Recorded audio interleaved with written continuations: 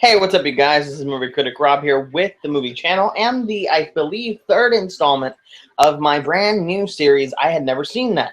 Now, I've watched a lot of movies, I get that, but there are things that I have not seen, and this is one of them, because today we're talking about In the Heart of the Sea. I don't know if you guys are familiar with this movie. I didn't know what to think about it when it was first released. I mean, sure, it's got Thor, and it's even got Spider-Man from the Marvel Cinematic Universe. But other than that, I mean, I knew it had to do with Moby Dick, but I didn't know what to make of it. In short, I didn't go see this during its theatrical run, and I did not buy this initially when it came out on Blu-ray because I thought, well, whatever. But as I was in college, my family one day rented it and saw it without me. Yeah, they do that sometimes. That's okay. Because they saw it and they absolutely loved it. So the other day I was at one of my favorite stores, FYE, and I saw it. It was on sale. I believe it was on sale for like $6. So I was like, let's do this. It was a used copy, but their used copies are awesome. By the way, buy there. This is not sponsored by them in any way, but I'm just telling you from my experience, buy there. They have a lot of sales and they're online, so you can order and have all the stuff come to your house. Really inexpensive, really good deals. Go and check them out. So anyway, $6 later, In the Heart of the Sea. Popped it in to my Blu-ray player, and here we go.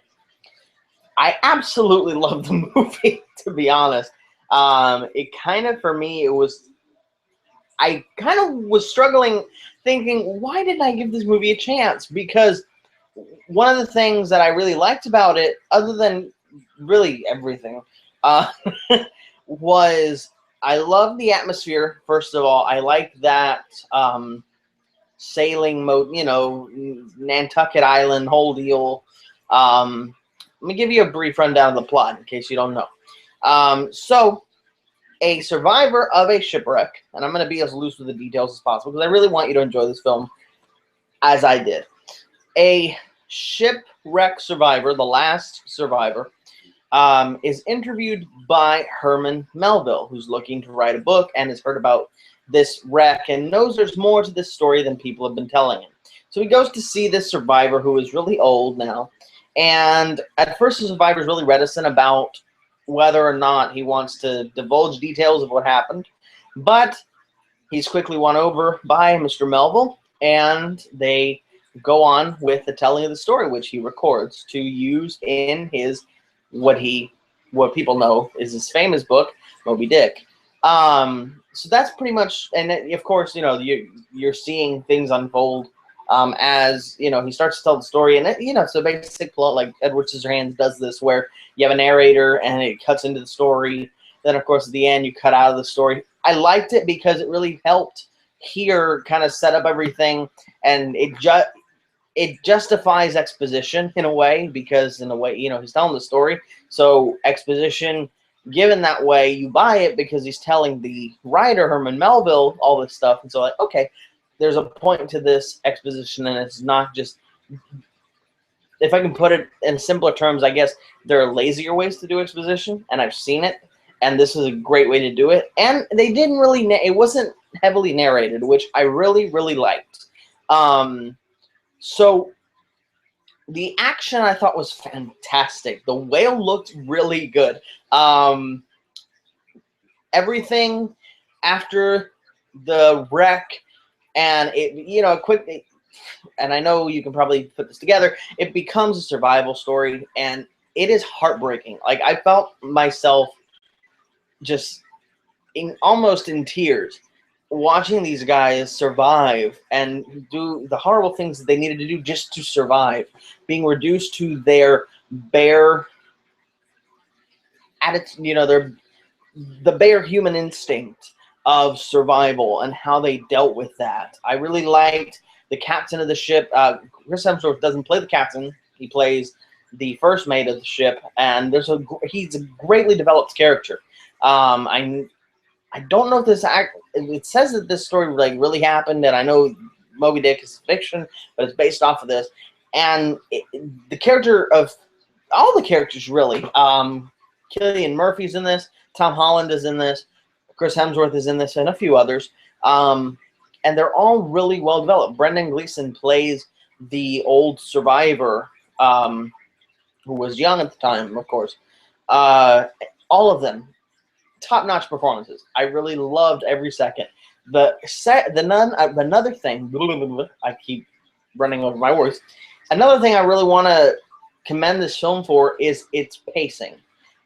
And I know that survival films, they can tend to feel long because, you know, you're out on a ship or you're out on an island with somebody and, you know, there's nothing really to do and you're just there, and it really grinds movies to a halt. And it can grind movies to a halt. And this one didn't do that. Every moment I felt was engaging from start to finish, which is really rare to see in a survival film. Another movie I can compare that in doing this well is the movie Unbroken, which is directed by Angelina Jolie and was the real story of a pilot, Christian pilot, who gets gunned down and, well, if I remember this correctly, he gets gunned down, he is at sea for a long time, and then he's in captivity for a long time.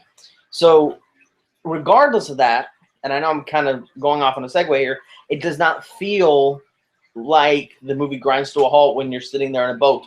Same with this. The movie really moved at a really nice speed. Not that it felt like anything was cut out of the movie, but it really moved briskly, which helped keep me focused and engaged. And I mean, not that it was any problem with this movie, because it was awesome. I really, really liked it. I really liked everything. The music I thought was really good, which, you know, in a movie like this, you're kind of like, okay, yeah, it's music, it's gonna move. But it was present, but not in a bad way. So yeah, I was trying to come up with an example of a bad way where it's present, but I really don't really know many, at least none that come to my mind, because I kind of block out the bad stuff. My mind's good that way. But I really like this movie. I really recommend that you buy it, and I really wanted to play fast and loose with the details because I want you to enjoy it like I did. I didn't know anything about the movie other than my family thought it was excellent, and I really, after having seen it myself, really believed them, because this movie was fantastic. I got it at a bargain. I like that. And I got a really, really good deal. Go and check this out. I really recommend you see this. So it's really all I have to say about In the Heart of the Sea. It's really good. I really like the case too. I'm trying to upgrade my entire collection to Blu-ray, which is daunting. But I have all the Marvel movies now, and a lot of like the action movies now converted to Blu-ray, meaning I bought the Blu-ray. Pirates of the Caribbean, all that. But anyway, enough about In the Heart of the Sea. Now for a little bit of house cleaning, or whatever you want to call it. I know I haven't been doing videos as often as I would like, but that is going to change. We are in 2017 now. We made it. And this year is going to be a fantastic year, especially for superhero movies. We got Logan, we got Spider-Man, we got Ragnarok, we got Guardians. We have so many movies coming out. Wonder Woman. I think Justice League is supposed to come out this year. Excuse me. So there's a ton of things to talk about this year, and I'm really excited. Not only superheroes, but other movies that I've heard that are coming out. Even I'm excited for the Lego Batman movie. Come on. But yeah, it's looking like it's going to be a good year, and I'm really looking forward to sharing my thoughts with you guys on movies and just a bunch of other stuff if I can. But get out there. Get people that love movies and get them to subscribe. I really want to break that barrier that I have. I can't break 25, but you know what? We all got to start somewhere, and I'm really happy to have all of you guys that I have. I would just really love it if you guys went out, got some more, because this is going to be a good ride in 2017. So this has been Movie Critic Rob with the Movie Channel, and as always, now at the end of the video, I'm signing off.